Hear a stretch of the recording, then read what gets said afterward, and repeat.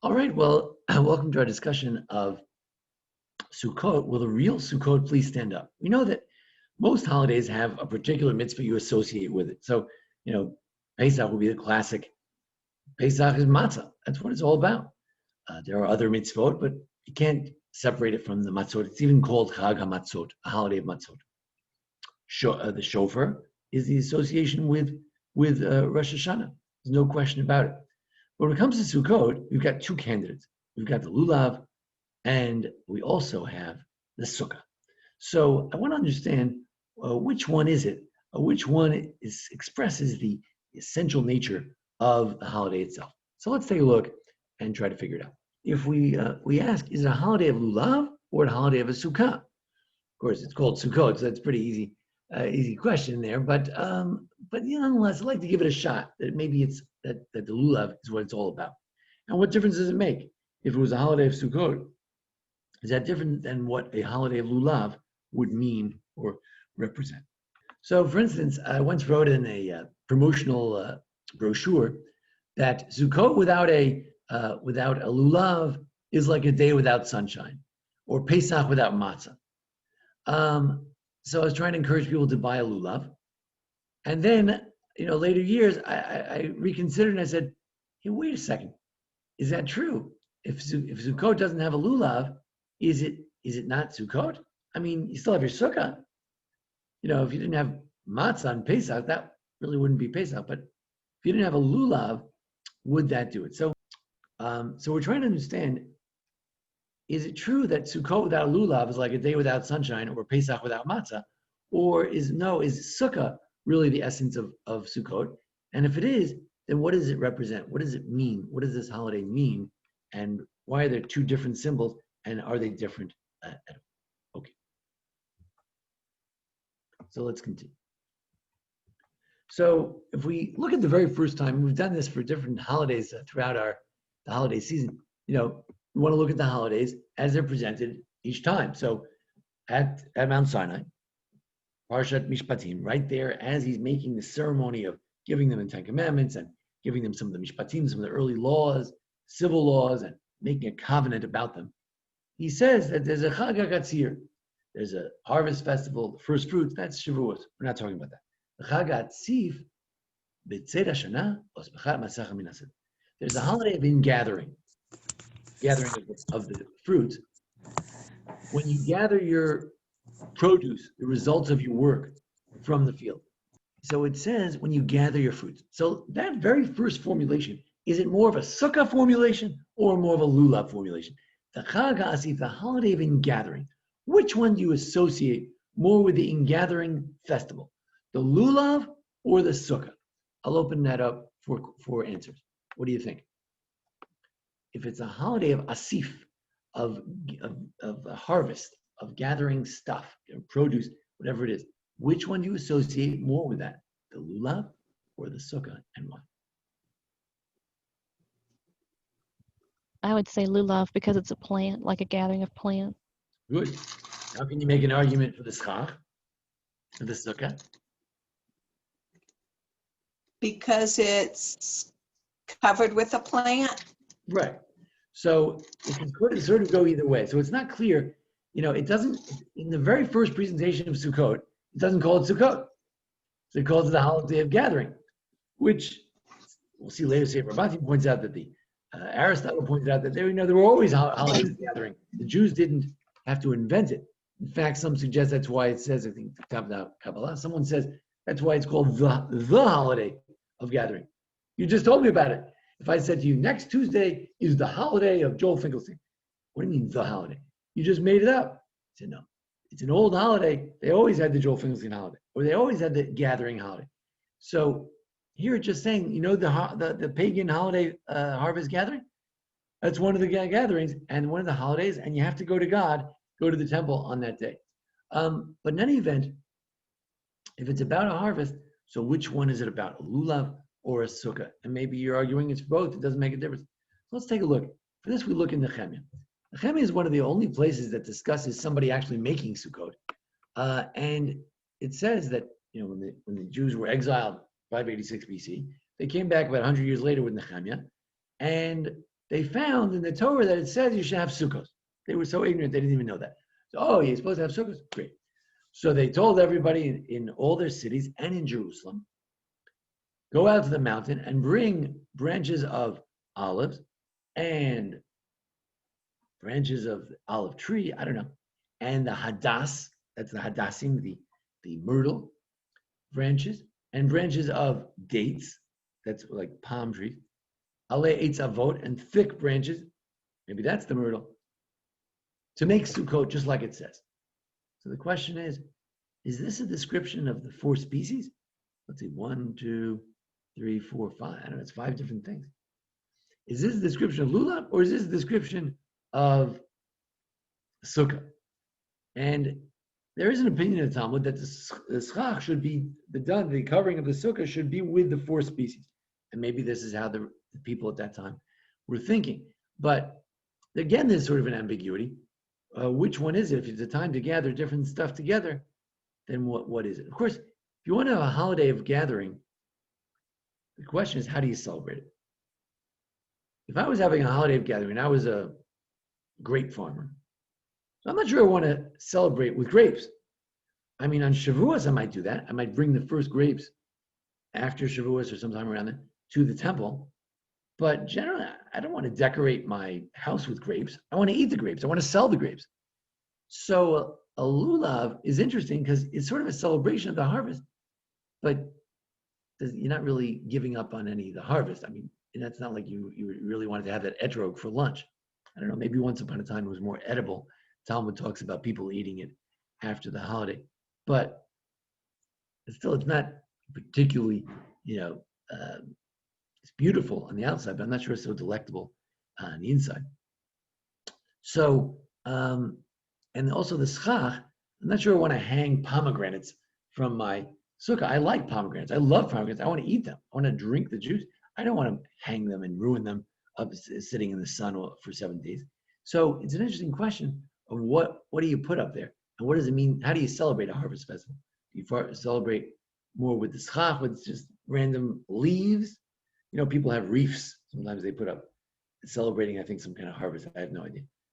But like a wreath is also, it's just a bunch of branches. It's not the actual fruit, because it's hard to celebrate with actual fruit. So in any event, so we see there's some ambiguity as to whether it's the schach or whether it's the branches. So maybe they're sort of the same thing. Maybe you're supposed to put, olive. Maybe you're supposed to put the palm branches on top of your sukkah, in addition to shaking it. But in any event, this is a very interesting challenge. So if we ask, what is the holiday of gathering? Is it more of the lulav or the sukkah? I don't know. It's hard to tell from the Nechemia. And if you have to say for Achinuch, why do you take a lulav? Maybe if we understood why you took a lulav, we could understand if it was related to the harvest or not. So he writes, well, it's a day of joy, because when you're gathering the fruits and to your house, everybody's very happy. And that's why it's called the holiday of gathering.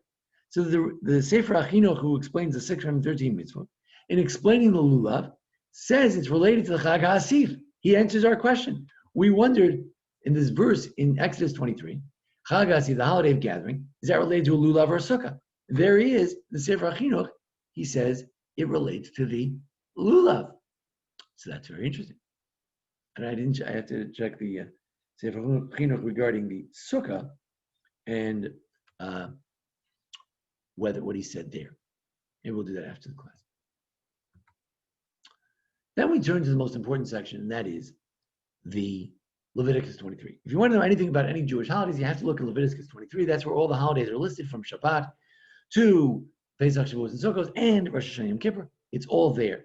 As a matter of fact, many of these holidays don't have much other mention other than right there.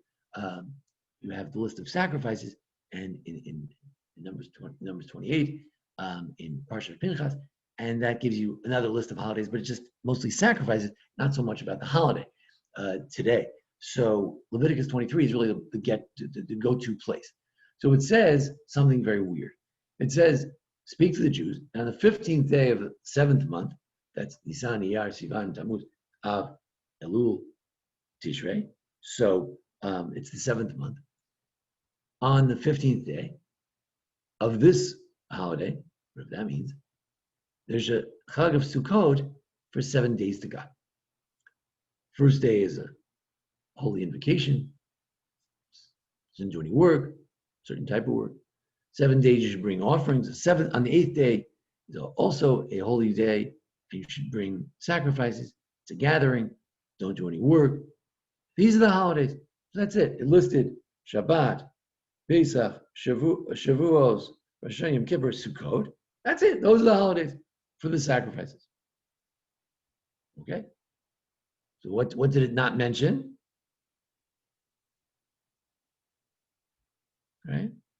Nothing about the Lulav, just Succah.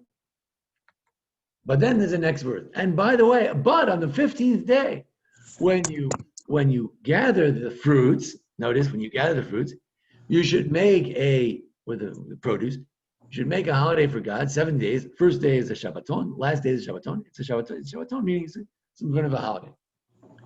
And you should take on the first day fruits, beautiful fruits, which we understand to be an etrog, and palm branches, which we understand to be a lulav, and afei tzavod, the thick branches, which we understand to be hadassim, and the arvei nachal, the willow, because they grow on the rivers. And you should rejoice before God 7 days. On the first day, you should take it and rejoice 7 days. So we take it for 7 days or not. What's the story? It's hard to tell. It's hard to tell. It's hard to say. So, is it a 1 day holiday, or is he supposed to take lulav and etrog for 7 days or for 1 day? So we have to discuss that. But notice how it's an afterthought. We have there's something called Sukkot, and it's a holiday of Sukkot, and Sukkot implies there's a sukkah. It doesn't say make a sukkah. That it says at the end. It says at the very end, you should make it 7 days, and you should dwell in the sukkah for 7 days. So you should remember that you were in the Sukkot when I took you out of Egypt. It's very confused.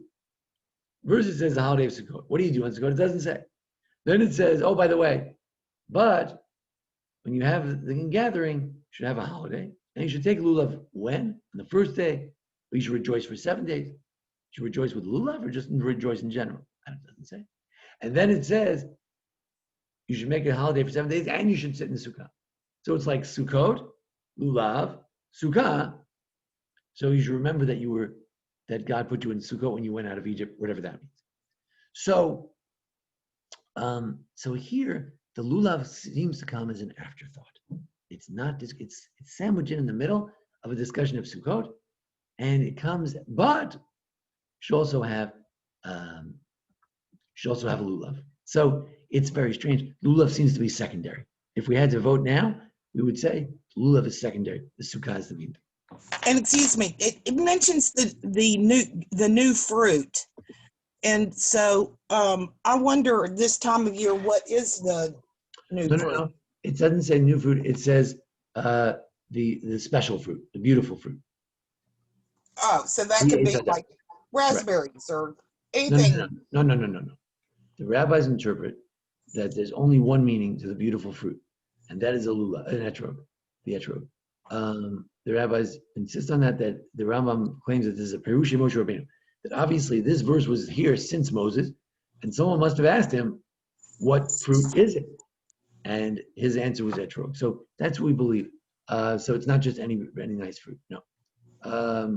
If you don't have an etrog and you want to take nice fruits, you can certainly celebrate the harvest festival with various nice fruits. That would be appropriate. But to say that this is the beautiful fruit that's in the Torah, that would be against rabbinic interpretation. In general, there's rabbinic interpretation, there's other interpretation. This is what the Rambam calls Perushi Moshe Rabbeinu. This is a classic place where we claim, look, we're the Jews who go back, our ancestors go back to the very beginning. And this is what we've always taken. Of course, we have the problem with the verse in Nechemia that doesn't mention an etrog, but in any event, that's what we claim, that it goes way back. Okay, so, but it doesn't say new fruit, it says a beautiful fruit. Good. So, now, in order to understand whether the lulav is essential or not, we're going to go to an excursion about another topic. Then we'll come back to it. We know that men wear tefillin every day, but not on Shabbat. Never catch a man wearing tefillin on Shabbat. Why? Because Shabbat is a sign. You don't get a tefillin is a sign to remind men to keep their heads and their heads straight. So that's why women are more straight. They don't need this kind of thing. But keep your mind focused. But on Shabbat, the Shabbat Ramah keeps you focused. No problem. What about Yom Tov? Yeah, also Yom Tov keeps you straight. You don't need it. What about Chol HaMoed? What about the intermediate days in between the beginning and the end of Sukkot, in the beginning and the end of Pesach? Do you wear tefillin then or not? Talmud never says explicitly what to do. It doesn't say. It says you can make tefillin. If you need it for yourself, you can make tefillin. Maybe that implies you need it during Pesach, during Sukkot. But it's not clear. It just doesn't say. It didn't say that it's excluded on Chol HaMoed, so maybe, therefore, you should wear tefillin on Chol HaMoed. It's just not clear. So Sephardim generally don't. Mystics don't. Some mystics do. I don't know. And then Ashkenazim do. But we're in a Sphard shul, so we don't. There's a whole big tumult, a whole big discussion. Now, the Haggadah Maimonides were the students of this very unusual Rabbi Meir of Rothenburg, one of the major Ashkenazic rabbis, who mentored all the important people like the Rosh or Zerua, and he landed out in jail because they had this exorbitant Jew tax that he was supposed to pay because you were a Jew. So he tried to escape, and they caught him and they put him in a very nice dungeon of like some duke or something. Put him in a dungeon there, and he taught from there. So his students wrote up his notes about Maimonides' Rambam. Maimonides has his book, and he has footnotes on the Rambam. And he wrote, because of Rabbeinu Yehuda wrote, some Rabbi Yehuda Silon, a French rabbi, the haya also that Rabbi Yitzchak HaZaken, the great-grandson of Rashi, forbade wearing tefillin on the intermediate days, on the Chol HaMoed, because, why? Because there is a sign. You have a symbol. The Pesach matzos. On Pesach, you have matzah. You don't need a tefillin. The matzah will keep the man focused on the right things. And on Sukkot, Sukkah Lulav. He claims that on Sukkot, something that reminds you of God is a Sukkah and the Lulav. Now, it's strange that he mentions Lulav because, as we'll see in a moment, the Lulav is only taken on the first day. The only reason we take a Lulav on any other day is to remember that in the temple they rejoice for 7 days with the Lulav in front of God. But we only take it the first day is the main day. So if you're on the third day of Sukkot, the Lulav can't keep you straight because there is no Lulav. The rabbis instituted the Lulav. That's what's going to keep you straight. It's just a rabbinic law. From a Torah perspective, what keeps you straight? What keeps a man focused on the third day of Sukkot, fourth day? It's the Sukkah. But the Haggadah Maimonides said no, also Lulav. So he thinks that somehow the Lulav still keeps you straight. Maybe because in the temple they had a Lulav. So if you went to the temple, you would, as most Jews should and would, in those days, in Sukkot, you go to the temple. So there they would shake a Lulav for 7 days. So the Lulav keeps you straight for 7 days. The Ravad was also from Provence, and he was from Provence, and he comments against the Rambam on many, many occasions, a lot of footnotes. And so the Rambam talks about that a stolen Lulav is no good, but a stolen shofar is okay. And you're not allowed to steal anything. But if someone did steal a shofar and they blew with it, well, let's say you borrowed it without asking. Let's say he's not so sinister to steal it, but he borrowed it without asking. What's that called? Stealing. So if you steal a lulav, you borrow a lulav without asking, and you blow it. So did you get the mitzvah? Do we say that's tainted? That's disgusting. We don't want a mitzvah like that. And that's what we say about a lulav. If you steal a lulav, then guess what? You don't get the mitzvah because God does, as it says in Micah. Was it Malachim? What, you're going to bring me your worst lame animals? I don't want. You think God wants this? I don't want this stuff. So God doesn't want our stolen lulavs. So what about a shofar? So the Rambam says, well, a shofar is different because you see, you just get the mitzvah with the sound. The shofar is not important. It's just the sound. So you can get the mitzvah by the sound. The sound is, disembodied. There's no body to it. Says the Ravad. Even if it would be considered stolen, if you could say the sound is stolen, who cares? The The Jerusalem Talmud says a more fundamental reason why a stolen shofar is not a problem. Because, again, it's a problem. You're not allowed to steal, but it's not a Rosh Hashanah problem.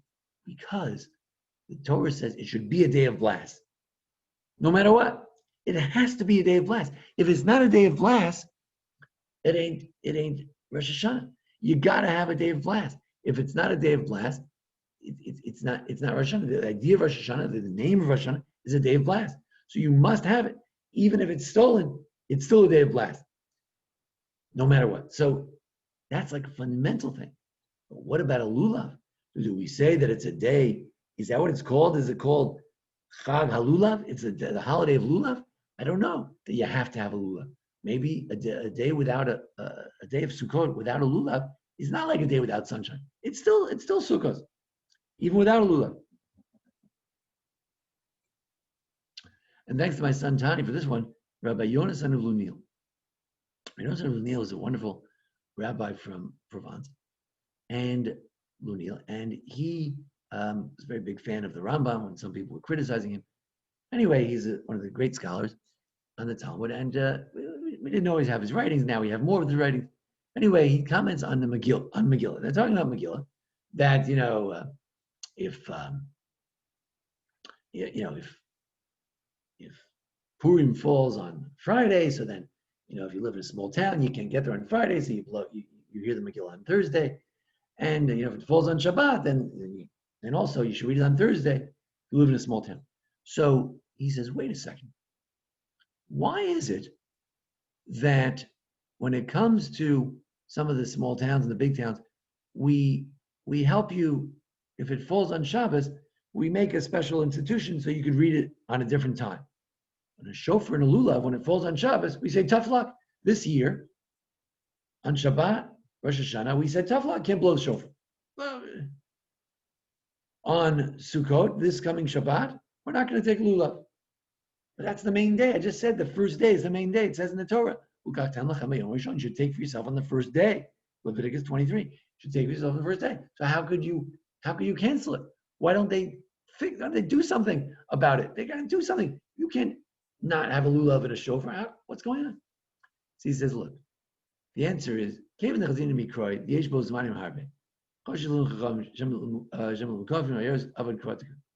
it comes to Purim, rabbis interpret that it's not one day of Purim. Purim. There are days of Purim. And there are all these different days. So you can find a day that's not Shabbos to listen to the Megillah. Or because of B'Shmunisa, after all, you want to tell everybody at the Beth of Miracle, we got to go all out, even if it falls on Shabbos. We'll read it before Shabbos. But Lulav, if we don't check a Lulav, it's not the end of the world. Because you'll still remember it's Succoth, because you can sit in your sukkah. Now, you can take this two ways. One is that simple reading. You have two mitzvos. One goes away. You still have something else. It's still a sign. You still have a holiday. It still feels like a nice holiday. Or I could say that Sukkah and Lulav, as we showed before, are really related to the harvest festival. If they're both related to the harvest festival, then who cares? You can have a Lulav or you can have a shofar or a Sukkah. It doesn't make a difference. As long as you have a Sukkah, it's still the harvest festival. You don't need the Lulav. That's another reading of the real meal. And he says shofar also, it's not always, you don't always have a shofar on Rosh Hashanah. Sometimes it's a zichron shua.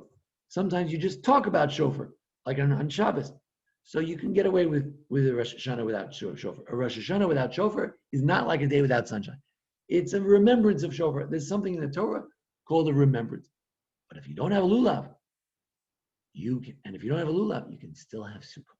So he's also arguing that the Sukkah is the essence of Sukkot and Lulav is not. Also, it's all about timing. We mentioned, the Mishnah says, in the beginning, Lulav was taken 7 days in Beis HaMikdash or maybe in Jerusalem. Rambam says it's in Jerusalem. Rashi says only in the Beis HaMikdash. And everywhere else, it's not Jerusalem or the Beis HaMikdash. It's only taken 1 day. But when the temple was destroyed, like today, the temple is destroyed, so then Rabbi Yochanan ben Zakkai, the first rabbi after the temple was destroyed, he said, no, you should take the lulav for 7 days to remember the Beis HaMikdash. The reason we take a lulav for 7 days, the reason we'll take it, God willing, this Sunday, is to remember the Beis HaMikdash. Remember the Beis HaMikdash. So we say, wait a second, that means that a lulav fundamentally is only taken one day. So you can't argue that Sukkot without a lulav is like a day without sunshine, because technically once upon a time, if I was in Yafa, if I was in Sipori, if I was in Beersheba on Sukkot, I would take a lulav for one day. So Sukkot is not all about a lulav, because there's only one day of it. But then we say, wait a second, what is the mitzvah of a lulav? Is the mitzvah of lulav really 7 days? But some crazy people who live like in Memphis or something, they only take it one day. Nowadays, there's no temple, so we take it for 7 days. Or no, really the mitzvah is 7 days. And there's some crazy people out in Memphis, they only take it one day. In other words, which is the real mitzvah? Well, the real mitzvah of lulav, please stand up. Is it really the real mitzvah of the 7 days? And there's a weird dispensation for people who don't live in Jerusalem. They have to take it just one day. Or no, the mitzvah is 1 day. This is a crazy thing for these strange people who live in Jerusalem. They have 7 days. Which one is it? So the Rambam in his count of the mitzvahs, he says a mitzvah to rejoice 7 days. That's the mitzvah. But in other places, only 1 day. Where the Rambam formulates it here in his count of mitzvot, in his Sefer HaMitzvot, is that the main mitzvah is 7 days. And the other one, we're the losers who only do it 1 day. The Rambam in Hilchos Lulav, the Rambam in his magnum opus in the Mishnah Torah, there he says, it's a mitzvah to be taken on the first day only, everywhere. Even on Shabbos, that's once upon a time. And only in the Mikdash, they take it for 7 days. So here he puts the 7 day thing is like a secondary thing. According to the Rambam in the counting of the mitzvahs, a day without lulav is a day without sunshine, because every day in the real place, the Beis HaMikdash, the fundamental place where lulav is taken, it's every day. But according to the Rambam in Hilchos Lulav, a day without a lulav is not a big deal, because the real mitzvah is only 1 day. And there's another mitzvah in Beis HaMikdash, they have 7 days per day. Who cares about it? So one might look at it this way. There are other rabbis who count mitzvahs, like the Uraim, the Elazar Mitz of Mainz from Germany. He says, lulav, God commanded us to take it 1 day if we don't live in Jerusalem, and if you live in the Holy Temple, if you're visiting the Holy Temple, 7 days. So it's one mitzvah. It is no main thing or something. It's two different things. So what would he say? Is a day without sunshine? Is a day without a lulav a day without sunshine? I don't know what he would say, but he certainly puts the two together. They're the same. According to the Rambam, the Rambam waffled. First, the Rambam thought the main thing is 7 days. Then he thought the main thing is the 1 day. The Uraim says they're both the main thing. So from that perspective, there is every day there's some lulav action. Depends where and when you live, whether you could actually partake of that action. But there's supposed to be some lulav action every day. So if we ask the question, what's is lulav essential to Sukkot? It's all about timing. It depends where you live and what time you live, what time period, whether there's a Beis HaMikdash. Okay. And then there's always a possibility that we have these dichotomous questions. Sukkah is all about lulav is all about the sukkah. Lulav, sukkah, lulav. We say, maybe it's really about both. So then we ask the question, what difference does it make? What kind of class is this? Who cares if it's about lulav, sukkah, whatever, you do both, I don't know. So we have to understand, what is a lulav, what is a sukkah? So is Sukkot to remember the Exodus and the wandering? Or is Sukkot to remember the bounty of the land of Israel? Audience participation, who thinks which one represents the bounty of Israel? Which one represents the wandering? The etrog would be the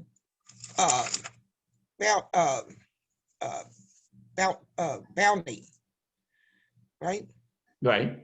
And the sukkah would be, represents? Well, it represents where they kept their animals and they were out in little huts and little shanty towns. Where? In Succoth was the name of the town. Oh, that's a possibility. There is a possibility. Shira mentions the first town they went to when they left Egypt was Succoth. So maybe this represents the first station of the, not of the cross, but of the travels of the Jews in the desert. The first station was Succoth. That's possible. But the more simple meaning is that we lived in Sukkot throughout the desert, or that we had the clouds of glory wandered throughout the desert. So the Sukkah represents the wandering, and the Lulav represents celebration of the harvest in the land of Israel. Now, Rav Yoel Ben Nun was a very clever Tanakh teacher at Yeshivat Har Etzion, or more precisely at the Tanakh school there, the Mechon Herzog. So he said, at Mount Sinai, back in Exodus chapter 23, they were standing at Mount Sinai. God's giving them the first laws after the Ten Commandments. And he's telling them about the harvest festival. At that moment, what would he be telling them about? The wandering in the desert, a holiday for wandering in the desert, or a holiday for the bounty of the land of Israel? Audience participation. Israel, Why? because that was the hope. We don't want to look back at Egypt. We want to look forward to the hope and the blessings of Hashem.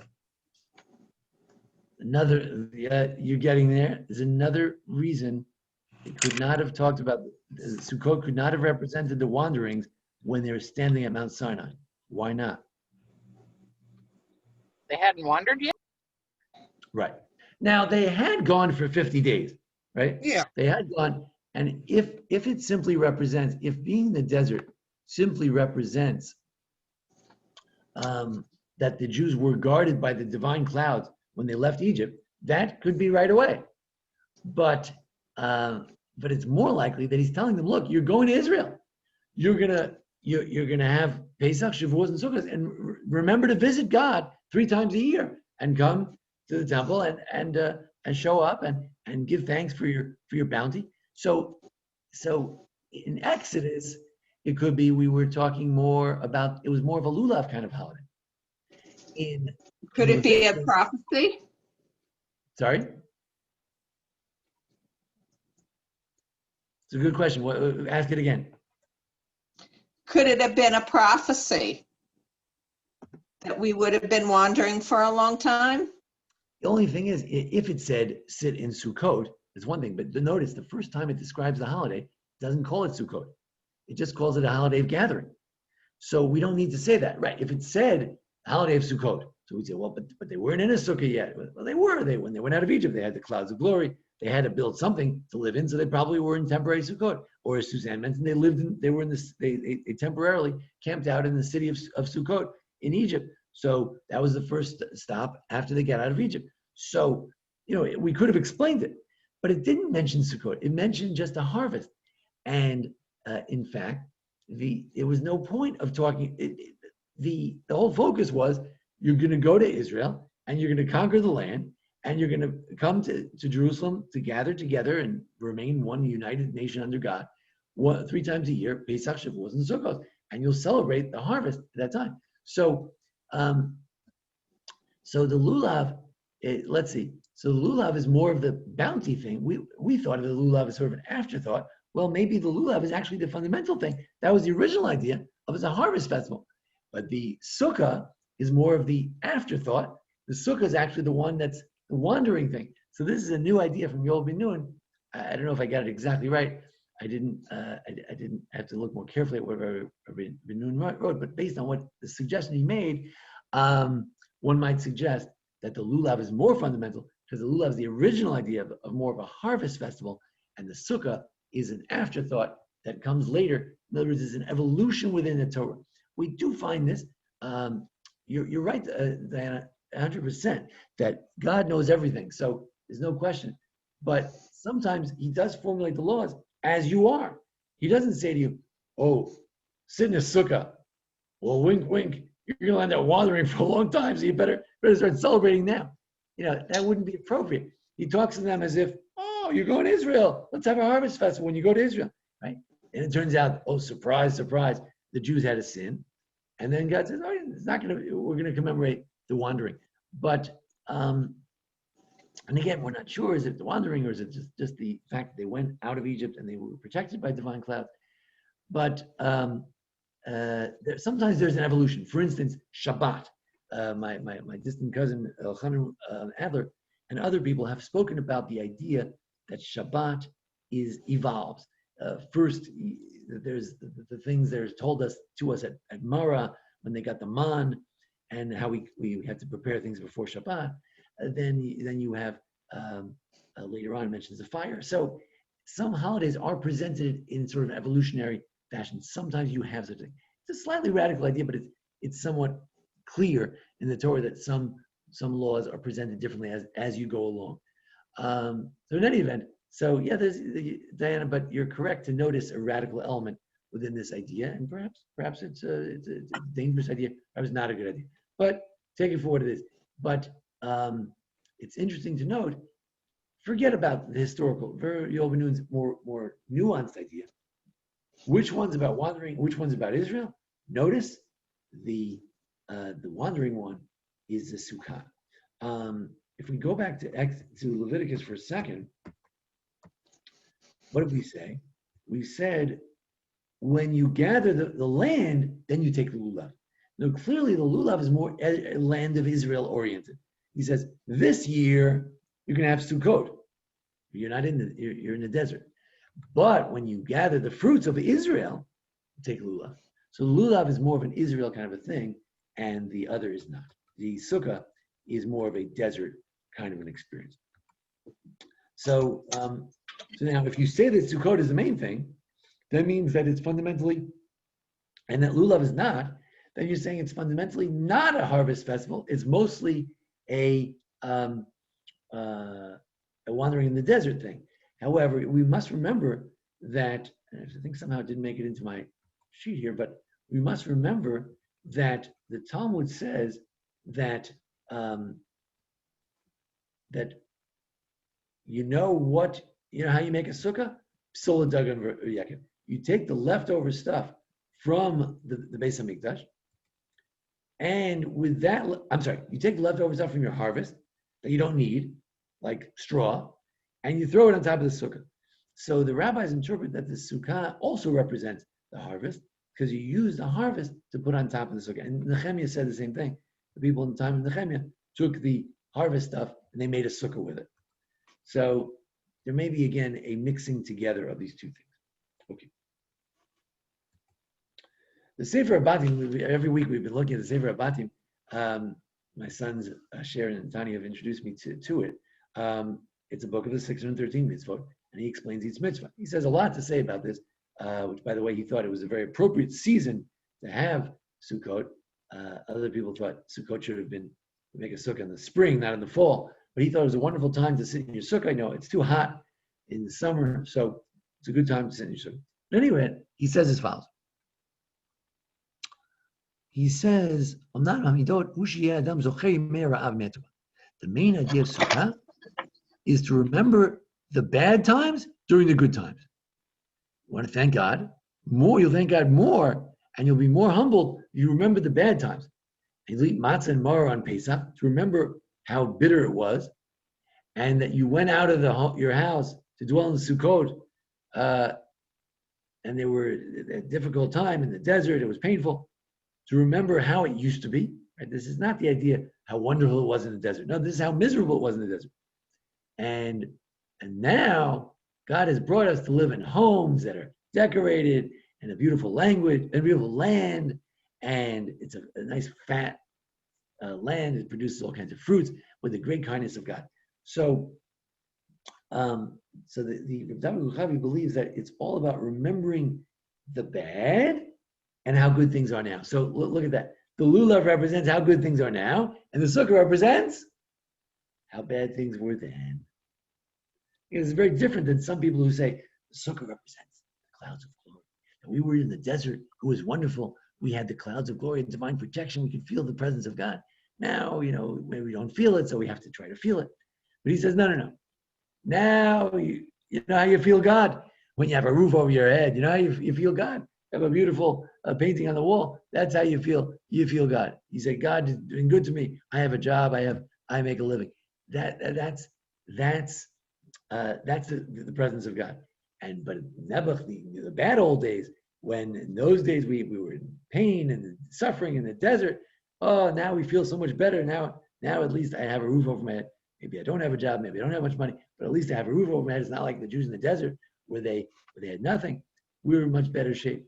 So Lulav might represent the how things are better today, and the like a harvest festival, almost like a first fruits that Shira mentioned, and the Sukkah represents how bad things used to be. So it's a very unique idea of the Sphard-Beth, and this idea of that the two things are not. It's not necessarily yin and yang. There's two completely different things.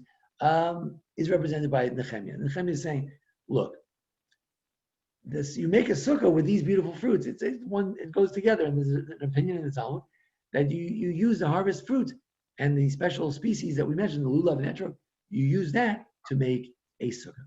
So don't get too carried away. By the way, if anybody wasn't able to buy a lulav or something, we have a few extra.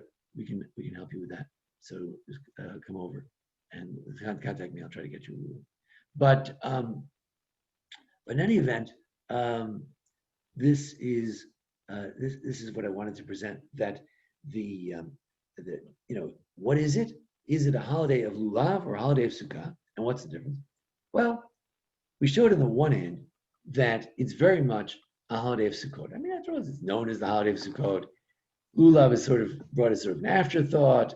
There are whole days of Sukkot where there isn't even supposed to be a Lulav. We have a Lulav to remember that in the temple they had a Lulav. But most people who are not in Jerusalem, or not in the Beis HaMikdash, would have experienced that Sukkot is a 7-day holiday, and Lulav is just for the first day. That's on the one hand. On the other hand, we showed that the fundamental meaning of Sukkot might be the Chag HaSif. The original meaning would be Chag HaSif, and the holiday of gathering. Gathering, which one represents that? Is this tent that you go outside? Maybe the Sukkah represents the harvest, and you put stuff from the harvest on the top, like the Talmud says, or maybe not. Maybe it's the lulav that represents the harvest, and the sukkah represents the pre-harvest, the period before we lived in Israel, when we were never wandering around the desert and things weren't so great. So what difference does it make? Which one is the essential one? Very important difference. Is it fundamentally a Zecher Yetzias Mitzrayim holiday? Is it fundamentally a holiday to remember that we did wander and we went out of Egypt, an historical holiday? Or is it fundamentally a right here and now holiday, a holiday of remembering how we went out? Or according to Sphard-Beth, the two together, to remember how bad things were then and how much better things are now, which is what the first fruit fellow says when he brings his first fruits. He says, we used to be wandering, and Abraham was wandering, and then we were in Egypt, it was terrible. And now I've come, I have a land, I have fruits, and I brought my first fruits. So that's what he says. It's the same thing. Pesach, Shavuot, and Sukkot. It's all about remembering bad and how now we have a harvest. Thank God. So there's some kind of connection between these two, the Lulav and the Sukkah. They are connected as well. So I hope you enjoyed our discussion about what's the main thing, it's a Lulav or a Sukkah.